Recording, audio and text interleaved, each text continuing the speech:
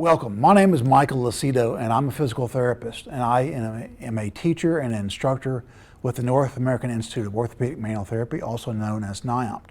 Today I'm doing a series of videos that will primarily be used for our online education. And I'm using these videos, as I call these, the best of NAIOMT, the best of the North American Institute of Orthopedic Manual Therapy, giving you a taste of some of our different theory and practice that would then give you a sense of where we're going as an institute and whether you'd like to join us or not. Now I'd like to discuss a case study with you. A patient came in to see me about 3 weeks ago, and his complaint was that he had tenderness on the front of his ankle and the lower leg in this region right here. He's 25 years old, he's an avid runner, and he also had back surgery about 6 months ago. So he's gotten back into running. His back surgery went very well. He's had no back problems ever since. And as he's picking up his miles running, he notices that the front of his ankle begins to hurt. And it seems to be at any time. He can be sitting at his desk. He sells insurance for a living. Or it could be after a run. And he was referred to me for a sprained ankle. Well, of course, when I'm beginning to take a history and interview, I noticed in his history that there's been no trauma to the ankle at all. There'd be no reason why that his ligaments or connective tissue or lower tendons would be traumatized due to a sprain, which typically is going to be an inversion sprain.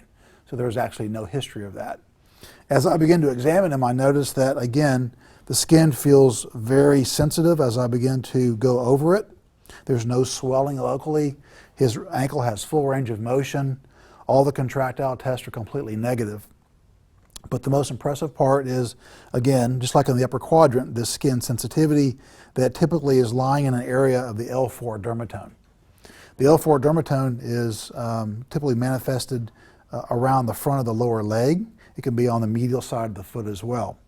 So if I'm hearing and having that kind of an examination, I immediately start thinking that his ankle problem is coming from a structure other than the ankle. One of the things I can start doing is immediately do a treatment to the low back to see if I can alter the sensitivity of the front of his ankle, which I will do. Bend your knees for me. And this is taught in our 611 course. There's a lot more detail to this, but this is a preview of what we teach. So I then come in under his knees like this.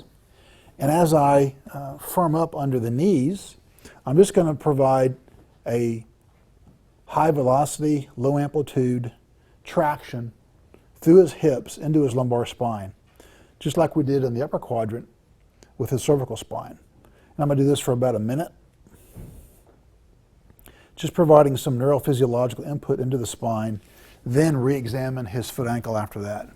And if this is related to the classic facilitated segment, then when we go back and look at that area of tenderness in his ankle, this typically shows us less sensitivity as we begin to pinch the skin.